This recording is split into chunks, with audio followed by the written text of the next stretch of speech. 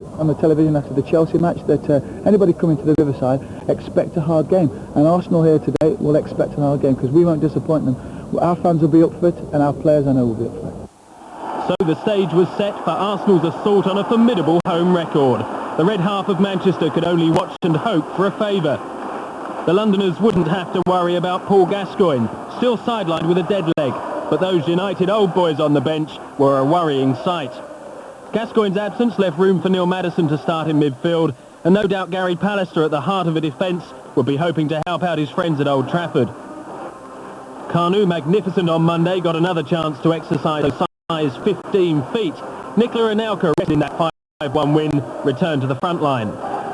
At the back, Keown was suspended, Steve Bold providing an able deputy alongside Tony Adams. A midfield of Vieira, Petit, Parler and Overmars, Vivas left on the bench.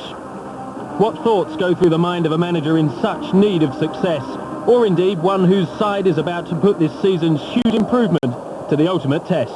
Commentary from Martin Tyler. Looking to begin with some authority, Vieira, Anelka, and down he goes, penalty, foul by Vickers on Anelka inside the 3rd minute. The acceleration of Anelka caught Vickers out.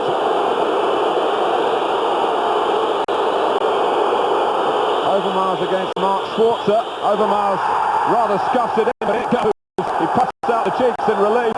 Middlesbrough 0, Arsenal 1. Vickers just lost sight of Anelka.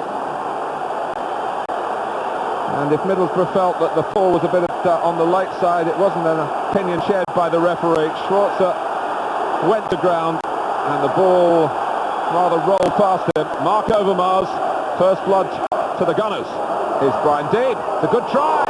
It almost took David Seaman by surprise, maybe a little bit of dip, because rather than try and catch it, Seaman did what looked initially more difficult.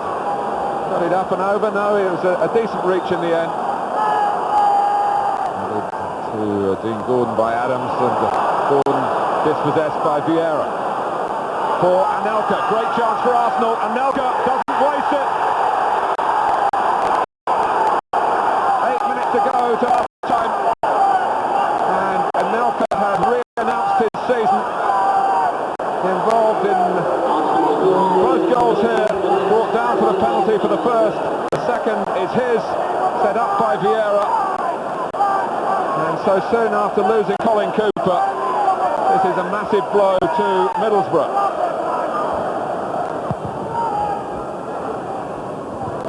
He heads away. Gordon. It's a great try by Dean Gordon, and David Seaman, who wasn't very far off his line, had to reach virtually along his line to pull off a truly spectacular save. Power, direction, but Seaman stopped it. Maybe 2 minutes before Arsene Wenger can have his say to his players at half-time.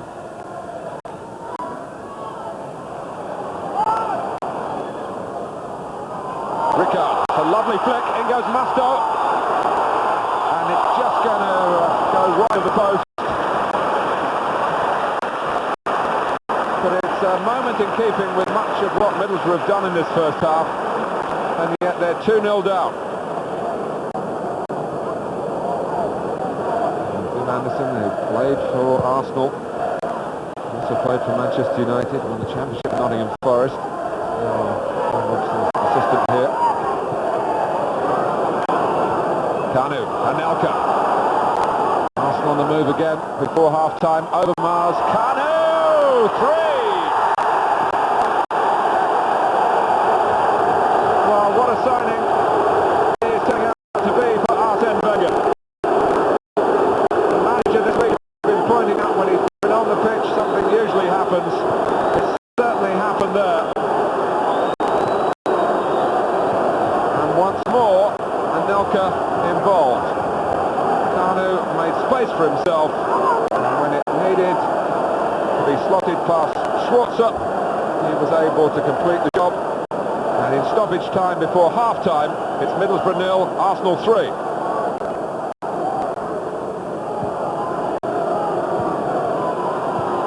See, there goes Dean Gordon.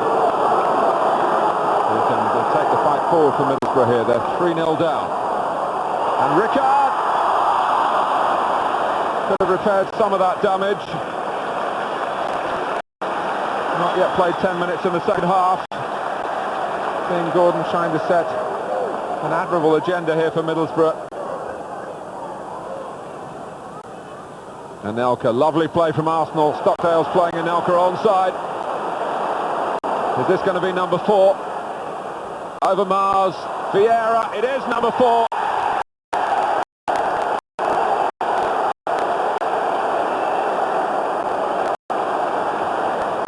Well, Arsenal really enjoying themselves.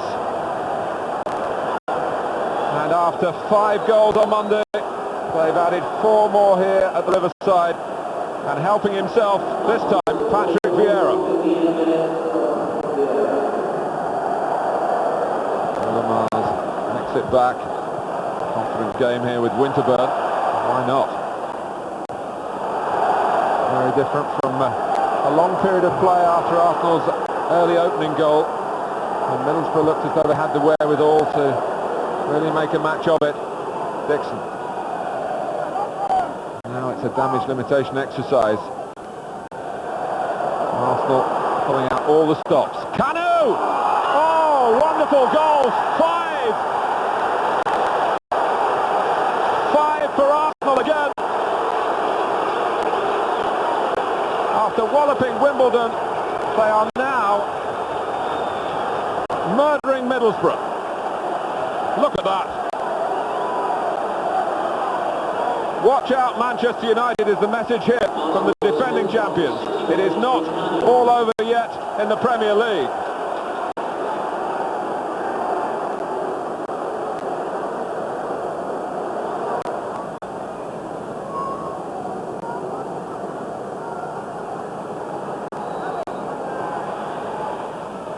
It's Ricard. Oh, it's hit the post. Oh, and it's not happening any which way for Middlesbrough today. Top quality free kick from Hamilton Ricard. Not the better of David Seaman.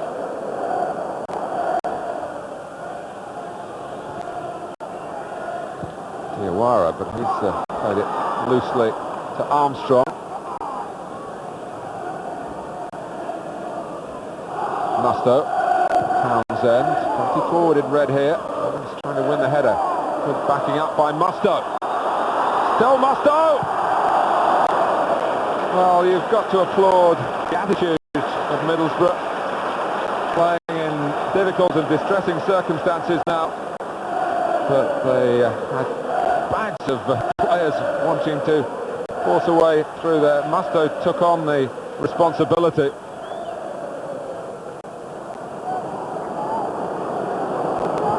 Vieira, 1 or 2 options, he chose Kanu. He's got Winterburn with him. Anelka, still Anelka, 6! And the return of Nicholas Anelka has been very much at the forefront of this extraordinary Arsenal display.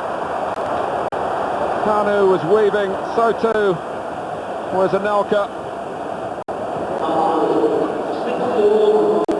And misery upon misery for Middlesbrough.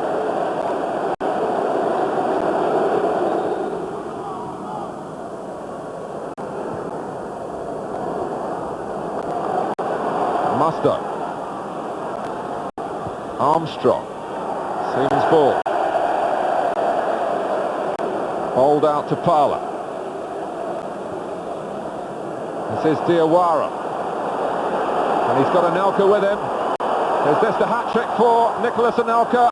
He's still there. He's still there. And Steve Vickers got back to avoid, at least for the time being, further embarrassment for Middlesbrough.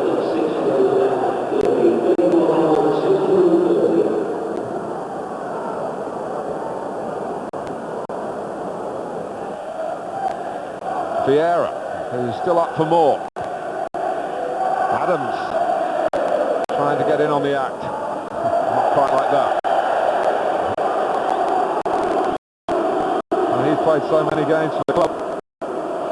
As have Bold and Winterburn, Dixon and Seaman, and not too many where they've been winning 6-0 away. And that's too much to take for many Middlesbrough fans who are going home early.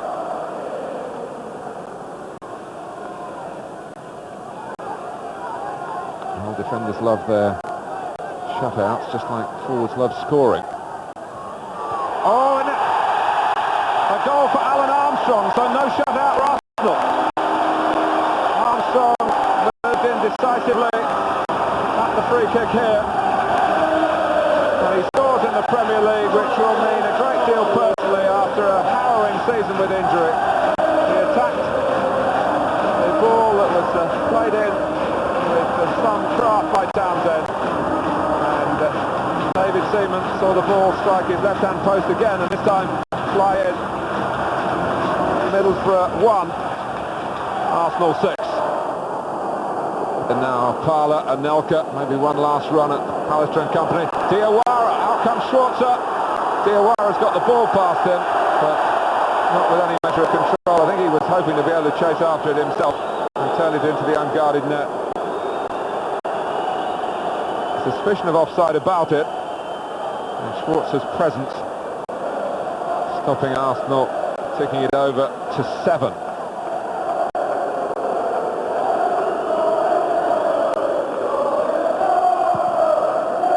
Our first target was to take the 3 points, but we knew that we had to play well to win against a team like Middlesbrough, and we had an outstanding performance today, like we had one again on Monday against Wimbledon, and so I'm very happy, and we are all very pleased because the players enjoyed the way we played, and what can you say more? Just try now to recover and go for the next game. At the end of the day, as I said earlier, you've got OG Anderson, and that's a quality player. We've just got to, try and bridge that gap between ourselves and the top 4 or 5 sides, And we did really well against Chelsea here. We put in a really good performance and thought we should have won.